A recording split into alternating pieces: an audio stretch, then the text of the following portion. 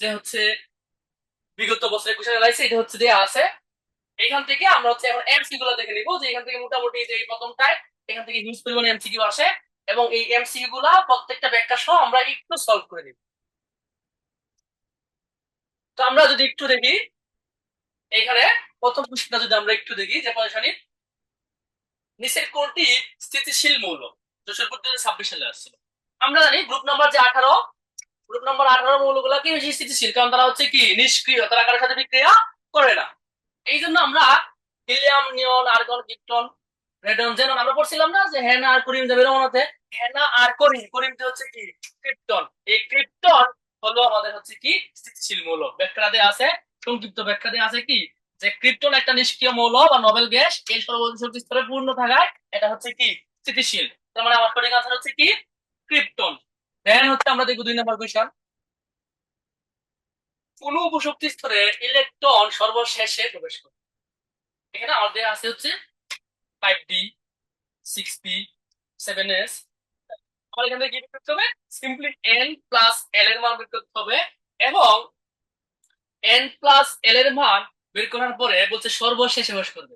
তার মানে সর্বনিম্ন শক্তি স্তরে আগে প্রবেশ করে, ক্রমান্বয়ে উচ্চ শক্তি স্তরে গমন করে। তোমার যার শক্তি বেশি তার মধ্যে সবার শেষে যাবে। তার মানে আমার হচ্ছে n প্লাস l এর ভ্যালু বের করি 5d এর ক্ষেত্রে। 5d এর ক্ষেত্রে n প্লাস l কত? 5d এর ক্ষেত্রে হচ্ছে n প্লাস l 5d, প্রধান শক্তি স্তর 5, d হচ্ছে কি 2, তার মানে 5 আর 2 কত 7। 6p, প্রধান শক্তি স্তর 6, l এর মান কত 1, 6 আর 1 যোগ করলে হচ্ছে 7। 7s এর ক্ষেত্রে কি প্রধান শক্তি স্তরের মান 7, s হচ্ছে কি l এর মান হচ্ছে কি 0। 7 আর 0 যদি যোগ করি আমরা কত পাবো 7। এবং 5f এর ক্ষেত্রে n প্লাস l, n এর মান হচ্ছে কি 5, s হচ্ছে কখন আসে l এর মান যদি হয় কত 3, 5 আর 3 যোগ করলে কত হয় 8। তার মানে এই 5f এর ক্ষেত্রে যেহেতু শক্তি স্তরের মান বেশি, সুতরাং এই 5 এর মধ্যে ইলেকট্রন সবার শেষে যাবে। এটা হচ্ছে আমাদের আনসার। কারণ হচ্ছে কি n প্লাস l এর ভ্যালু হচ্ছে তার বেশি, এই জন্য তার মধ্যে কি যাবে পড়ে যাবে। এই যে সহজ ব্যাখ্যা এখানে দেওয়া আছে, তোমরা একটু দেখে নিলেই। 3 নম্বর কোয়েশ্চন, পজিশন হচ্ছে কোবাল্ট মূলের অবস্থান কোথায়? সিম্পলি আমাকে কোবাল্ট ইলেকট্রন বিন্যাস করতে হবে। তো কোবাল্ট ইলেকট্রন বিন্যাস করলে আমরা যদি পাই যে হচ্ছে আর্গন, তারপর হচ্ছে কি 3d7 4s2। অবস্থান নির্ণয় করলে আমার সর্বশেষ কক্ষপথ হচ্ছে কি 4, তার মানে তার পর্যায় হচ্ছে কত 4। এবং এস এবং ডি তে গেছে, এস ডি যোগ করবো, এস আর ডি যদি যোগ করি, এস এ হচ্ছে 2টি এবং হচ্ছে ডি তে হচ্ছে 7টি, তার মানে 2 আর 7 যোগ করলে কত হবে 9। সুতরাং আবার তার যে গ্রুপ নাম্বার কত হবে 9, পর্যায়ে 4 এবং গ্রুপ নাম্বার 9 এর মধ্যে হচ্ছে আমাদের কোভার্ট অবস্থান করতেছে। তারপর হচ্ছে 4 নম্বর প্রশ্ন হচ্ছে কি আছে ভাইয়া? 4 নম্বর প্রশ্ন হচ্ছে কোনটি ক্ষার ধাতু? আমরা জানি গ্রুপ 1 নাম্বার যে মৌলগুলো আছে তাদেরকে আমরা ক্ষার ধাতু বলি। তার মানে গ্রুপ 1 এর কে আছে? হালিনা, কে, রমণী, হালিনা, কে পেয়ে গেছি। কে হচ্ছে আমাদের ক্ষার ধাতু। এই ফেররাম বা আয়রন এর ডি অরবিটালে কতটি ইলেকট্রন আছে এটা বের করতে হবে। আমার ইলেকট্রন বিন্যাসটা করলে আমরা জানতে পারবো যে হচ্ছে Fe2+ এর মধ্যে কয়টা ইলেকট্রন আছে। তো এই যে ব্যাখ্যা দেওয়া আছে এখানে, আয়রনের নরমাল ইলেকট্রন বিন্যাস হচ্ছে এরকম 3d6 4s2। যদি Fe2+ হয় তখন এই এর থেকে দুটো ইলেকট্রন চলে যাবে, তখন কি হবে 4s কি হয়ে যাবে 0 হয়ে যাবে। 4s যদি 0 হয়ে যা তখন আমার দ্বিতীয় ইলেকট্রন থাকতে কয়টা 6টা। তার মানে হচ্ছে কি এই আয়রনের 4s এর দুইটা ইলেকট্রন অবশ্যই হওয়ার পরে থ্রি উপশক্তি স্তরে 6টা ইলেকট্রন থাকে, তাই ডি অরবিটাল ইলেকট্রন সংখ্যা কত 6। তাহলে আমাদের 5 নম্বর কোশ্চেন সলভ হয়ে গেল। আমরা এখন দেখবো হচ্ছে কি আমাদের 7 নম্বর কোশ্চেন। এখানে ফ্লোরিনের বৈশিষ্ট্য দেওয়া আছে যে বলতেছে ফ্লোরিন তো সর্বাধিক তড়িৎ ঋণাত্মক মৌল। হ্যাঁ আমরা জানি ফ্লোরিন সর্বাধিক তড়িৎ ঋণাত্মক মৌল, এটা সঠিক কথা। তারপরে ধাতুর সাথে যুক্ত হয়ে লবণ তৈরি করে, এটাও সত্যি কথা। দ্বিপরমাণু অনু গঠন করে, আমরা জানি যে হ্যাঁ এটা হচ্ছে কি সত্য। তার মানে সবগুলো হচ্ছে সঠিক অ্যান্সার। ল্যান্থেনার সারি মৌল কোনটা? সরি, ল্যান্থেনার সারি মৌল কতটি? আমরা জানি ল্যান্থেনার এবং অ্যাক্টিনাইড দুইটা হচ্ছে কি মৌল হচ্ছে কয়টা করে 15টা। তারপরে কোনটা গলনাঙ্ক বেশি ব্যাখ্যা দেওয়া আছে, প্রত্যেকটা ব্যাখ্যা দেওয়া আছে এখানে দেখো। ক্যালসিয়াম ক্লোরাইড একটা আয়নিক যৌগ, বাট অন্য যেগুলো আছে ফসফরাস পেন্টাক্লোরাইড একটা সমযোজী যৌগ, অ্যামোনিয়া সেও একটা সমযোজী যৌগ, সালফার ডাইঅক্সাইড সেও সমযোজী যৌগ। তার মানে আমরা কি জানি? আমরা জানি আয়নিক যৌগগুলোর মধ্যে বন্ধন শক্তি বেশি থাকে, যার কারণে এগুলাকে যদি আমরা গলাইতে চাই বা তাপ দিয়ে মানে তাদেরকে গলাইতে চাই, তাহলে আমার কি করতে হবে? তাপ বেশি দিতে হবে। তাহলে গলনাঙ্ক বেশি কার হবে? আয়নিক যৌগ গলনাঙ্ক বেশি হবে। তাহলে এখানে ক্যালসিয়াম ক্লোরাইড গলনাঙ্ক কি হবে? বেশি হবে। বিস্তৃত ব্যাখ্যা এখানে দেওয়া আছে। তারপর হচ্ছে 10 নম্বর কোশ্চেনে কি দেওয়া আছে ভাইয়া? 10 নম্বর কোশ্চেনে দেওয়া আছে হচ্ছে যে এন শেলের সর্বোচ্চ ইলেকট্রন ধারণ ক্ষমতা কত? এন শেল আমরা জানি যে হচ্ছে কি বিজ্ঞানী ভোর আসার পরে কে এল এম এন শেল আবিষ্কার করেন। কে শেল হচ্ছে প্রধান শক্তি স্তরের মান হচ্ছে 1।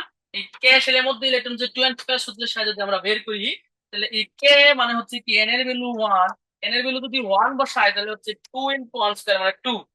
আর এল এর মধ্যে এল এর ভ্যালু হচ্ছে কি এন এর ভ্যালু হচ্ছে 2, 2 ইনটু 2 স্কয়ার মানে হচ্ছে কত 8।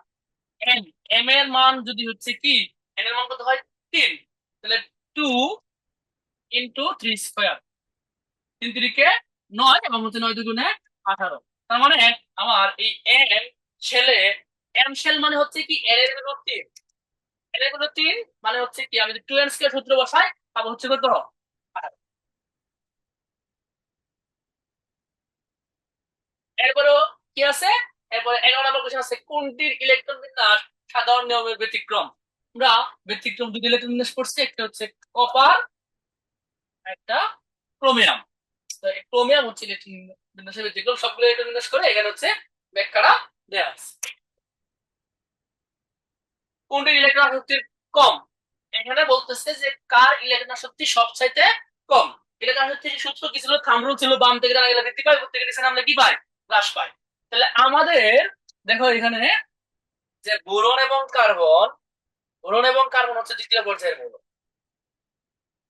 তারপরে হচ্ছে কি অ্যালুমিনিয়াম সিলিকন হচ্ছে তৃতীয় পর্যায়ের মৌল। উপর থেকে নিচে নামলে হ্রাস পায়, উপর থেকে নিচে নামলে কি পায় ইলেকট্রন শক্তি হ্রাস পায়। তার মানে আমার হচ্ছে উপর থেকে নিচে 2 থেকে 3 আসছে, তার মানে এই 2 3 হিসাব আগেই ভাগ। আমার দেখতে হবে 3, 3 এর মধ্যে কি আছে অ্যালুমিনিয়াম এবং হচ্ছে কি সিলিকন। আমরা কি জানি ডান থেকে বামে গেলে কি পাই বৃদ্ধি পায়, তাহলে অ্যালুমিনিয়ামের তুলনায় সিলিকনের বেশি, তাহলে অ্যালুমিনিয়াম হচ্ছে 13, সিলিকন হচ্ছে কত 14। তার মানে এই অ্যালুমিনিয়ামের যে ইলেকট্রন শক্তি সবচেয়ে কম, এটা হচ্ছে এখানে দেওয়া আছে। অ্যালুমিনিয়ামের পরমাণুর আকার বোরন কার্বনের তুলনায় বড়, ফলে নতুন ইলেকট্রন নিউক্লিয়াস অপেক্ষিত আকর্ষণ কম করে, তাই অ্যালুমিনিয়ামের ইলেকট্রন শক্তি সবচাইতে হচ্ছে কম। 17 নম্বর কোয়েশ্চন কি দেওয়া আছে ভাইয়া, 60 গ্রাম কার্বন এর মধ্যে কত মোল কার্বন আছে। আমরা যদি মূল সংখ্যা সমান সমান সূত্র জানি, আর হচ্ছে W/M, এটা হচ্ছে মূল সংখ্যা, n ইকুয়াল m হচ্ছে আমার কোশ্চেনে দেওয়া কিন্তু ভর, আর m হচ্ছে কোন একটা মৌলের পারমাণবিক ভর। কার্বনের পারমাণবিক ভর কত 12, আর কোশ্চেনে দেওয়া আছে কত 60 গ্রাম। যদি ভাগ দেই 5 12 60, তাহলে আমরা কি পাইতেছি 60 গ্রাম কার্বন পরমাণুর মধ্যে মূল সংখ্যা হচ্ছে কত 5। এরপরে হচ্ছে কোনটি অবস্থান্তর মৌল, আমরা জানি হচ্ছে কি ডি ব্লকের মধ্যে, ডি ব্লকের মধ্যে যে মৌলগুলো আছে 3 থেকে 12 পর্যন্ত যে মৌলগুলো আমরা পড়তেছিলাম, এগুলোর মধ্যে হচ্ছে এরপর যে জিঙ্ক ছিল বা জিঙ্কের যে গ্রুপটা ছিল সর্বশেষ 12 নম্বর গ্রুপ, ওইটা বাদে বাকি তার আগে যেগুলো আছে ওইগুলা কি অবস্থান্তর মৌল বা অবস্থান্তর মৌল সে কি করে প্রদর্শন করে। তার মানে এই যে অ্যালুমিনিয়াম সে হচ্ছে পি ব্লক, পটাশিয়াম সে হচ্ছে এইচ ব্লক, রোডিয়াম সে হচ্ছে কি এস ব্লক। তার মানে হচ্ছে কি আমাদের আয়রন হচ্ছে কি ডি ব্লক এবং সে হচ্ছে আংশিক পূর্ণ থাকে। তার মানে এই আয়রন হচ্ছে আমাদের অবস্থান্তর মৌল। তো আমরা মোটামুটি হচ্ছে কি এই অধ্যায় থেকে গুরুত্বপূর্ণ সিকিউ এমসিকিউ এবং হচ্ছে টাইপ ভিত্তিক যে আমাদের টপিক গুলো আছে না সবগুলো হচ্ছে কভার করে ফেলছি। আমাদের এই অধ্যায় থেকে মোটামুটি যদি হচ্ছে তুমি বিপিএস 5 7 বছরের কোয়েশন দেখো, মোর দেন 150 প্লাস কোয়েশন হচ্ছে এমসিকিউ আসছে। সবগুলা কোয়েশন হচ্ছে একসাথে সলভ করে দেওয়া আসলে পসিবল না। আমরা যেভাবে হচ্ছে কি টাইপ ভিত্তিক কোয়েশন গুলো হচ্ছে কি প্রত্যেকটা কোয়েশনের হচ্ছে ব্যাখ্যা সহজে আনসারটা দেওয়া ছিল। একটা কোয়েশন, একটা কোয়েশন দেওয়া আছে, ওই কোয়েশনের আনসার হচ্ছে ক্রোমিয়াম, কেন ক্রোমিয়াম তার সুন্দর ব্যাখ্যা হচ্ছে এখানে নিচে দেওয়া আছে। তো এখন এই 200 কোয়েশন এইভাবে সলভ করে দেওয়া হচ্ছে আসলে পসিবল না। এই জন্য আমরা কি করেছি ভাইয়া, এই জন্য এই সবগুলো কোশ্চেনের সলভ ব্যাখ্যা সহ পাওয়ার জন্য আমাদের কি করতে হবে, মেড কেয়ারের যে হচ্ছে কি কেমিস্ট্রি এক্সপার্ট সিরিজ আছে, কেমিস্ট্রি এক্সপার্ট সিরিজটা হচ্ছে তোমাদের নিতে হবে।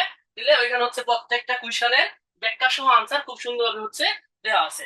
তো এই বইটা কাদের জন্য, এই বইটা হচ্ছে যারা 2027 সালে পরীক্ষা দিবে এবং যারা 2028 সালে পরীক্ষা দিবে প্রত্যেকের জন্য প্রত্যেকটা কোশ্চেনের ইনডেপথ ব্যাখ্যা সহ এইখানে হচ্ছে খুব ভালোভাবে দেওয়া আছে।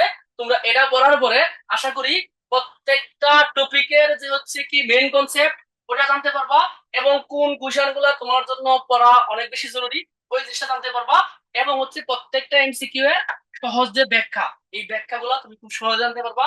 একটা কোশ্চেনের মধ্যে অপশন থাকে হচ্ছে 4টা, 4টার মধ্যে আমাদের হচ্ছে কি সঠিক আনসার হয় একটা। বাকি তিনটা হচ্ছে হয় না। বাকি তিনটা আনসার কি জন্য হয় না, ওটার ব্যাখ্যা হচ্ছে খুব সুন্দরভাবে হচ্ছে এই বইয়ের মধ্যে দেওয়া আছে। তো ভালোভাবে প্রিপারেশন নেওয়ার জন্য তোমাদের অবশ্যই এই বইটা হচ্ছে কি সংগ্রহ করে ফেলতে পারবে। ভালোভাবে প্রিপারেশন নেওয়ার জন্য অবশ্যই তোমাদের এই বইটি সংগ্রহ করতে হবে। তো সকলকে অসংখ্য ধন্যবাদ আমাদের সাথে ক্লাসটি করার জন্য।